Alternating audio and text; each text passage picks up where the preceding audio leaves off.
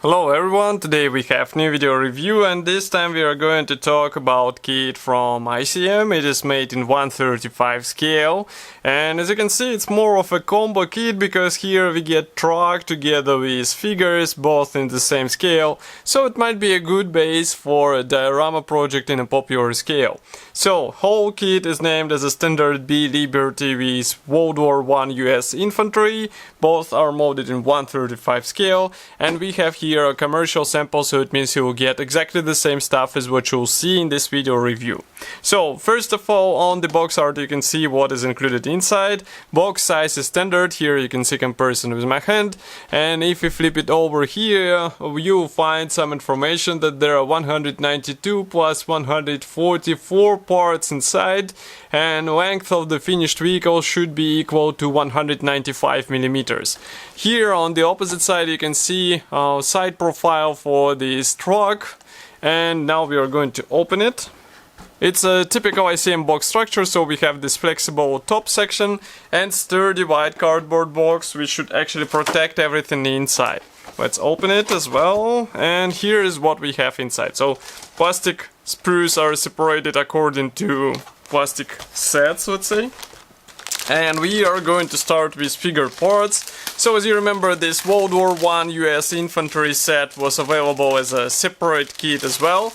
And now we have it packed together with truck. So basically you get a bit more appropriate combo so that figures won't look lonely.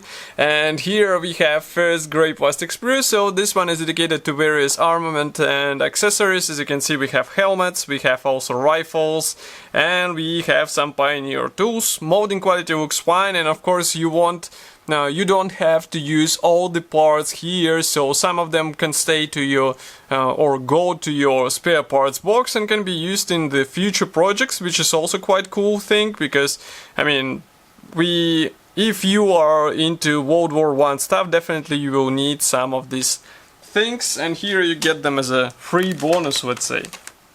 Next we continue with sprue, which is dedicated to figure parts. So parts division is typical for 1/35 scale. As you can see, each corner is dedicated to one of the figures, and we can actually zoom in so that you can see these parts closer. So as I said, parts division involves separate hands, legs, torso and head, and also head is also separate. Next we continue with second figure here. And molding quality seems to be fine. I mean, these are not that huge parts, but still they're molded without any molding issues, and I think it will be easy to assemble them, even though when we flip them there are no guiding pins whatsoever, so you will have to be careful while joining them all together. Okay. Next we continue with bigger plastic bag, which is dedicated to truck parts. And I think maybe some of you already saw the Liberty truck kit review on our YouTube channel, so this is approximately the same kit, and we are going to take a look in a second. So first of all, I would like to start with this clear plastic frame, which is packed into a separate plastic bag in order to avoid possible damage. So here we have various lenses for headlamps. And molding quality seems to be fine, but there are no guiding masks, not guiding pins. Masks, there are no masks included, no templates for this part, so if you would like to cover them, you will have to cut everything with your own hands, and there is no aftermarket to help you. Next we continue with first grey plastic sprue, so this one is dedicated to the rear section, so here we will be assembling the tarp over the open rear section, and it looks quite convincing in my opinion. I mean, especially if you involve here or add here some painting and weathering, it will look even better.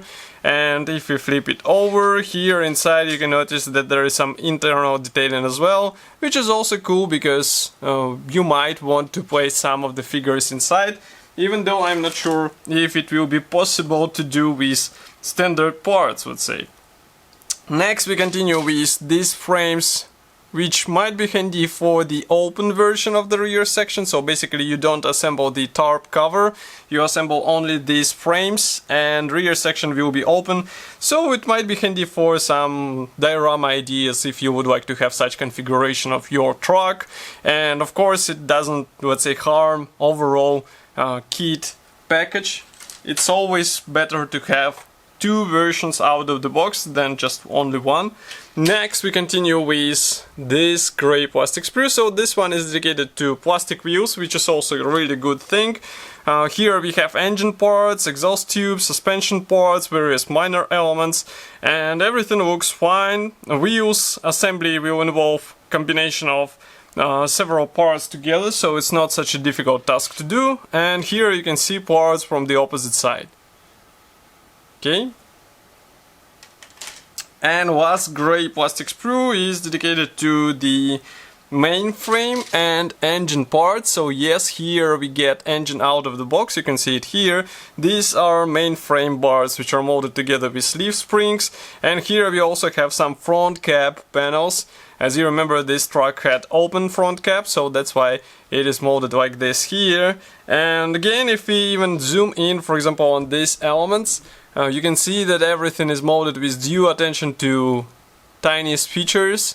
And that's really cool. I mean, ICM plastic is easy to work, so it's just a matter of careful separation of these parts of the sprue, and you will be good to go to assemble your truck and have it ready to be combined with figures.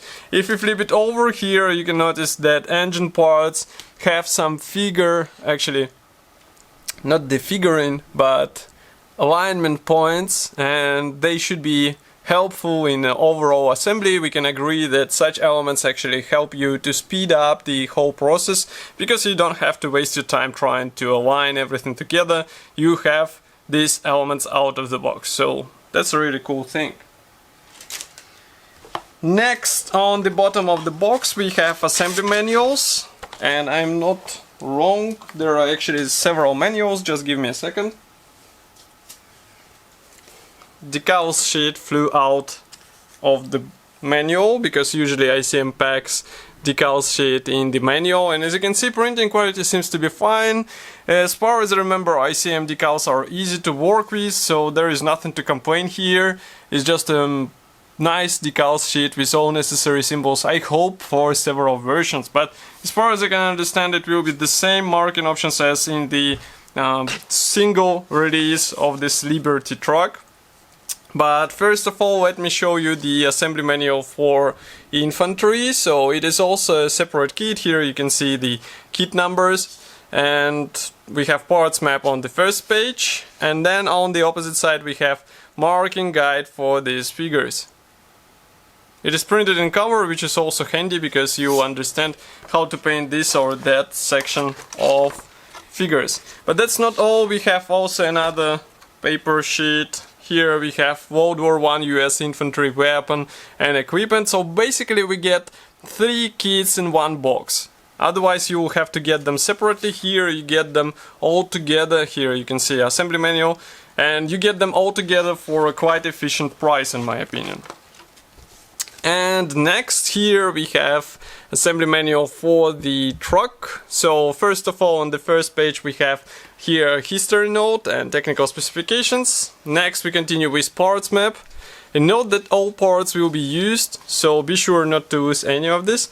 Assembly process starts with main frame and radiator grille, then we continue with leaf springs and main chassis bars and wheel axles, brakes.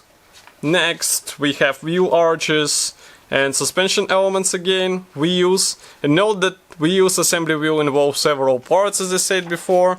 Next we continue with installing all these wheels on the wheel axles, but obviously nobody will be doing it because it's easier to paint wheels separately from wheel axles. Here we assemble engine, so as you remember it should be quite detailed out of the box, so maybe it's worth thinking how to expose it on your finished model. Here we install exhaust tube. Next we continue with front cab assembly, which should be quite easy because it's not such a let's say, high design structure. Here we have bonnet panels, and manufacturer does not offer the open position for the bonnet, so if you would like to expose the engine, you will have to think it through how to do it on your model. Here we have rear section assembly, so it's just a matter of combining separate panels together. And as you can see, initially it is an open version. And next we continue with various handles and headlamps installation on the front cap. Here we install roof for the front cap. And next we go on with assembly options for the rear section. So that's the first one. And here we have the second one, in case you would like to assemble the covered version, covered with tarpaulin. So here you can see comparison between them. And on the last page we have two marking options which come from 1918. One is from US Army and another one is from France, the same year. So as I said, this kit might be a decent idea if you would like to get all these three kits for a quite efficient price. Of course, I will be happy to hear your opinion about this kit here in the comment section below.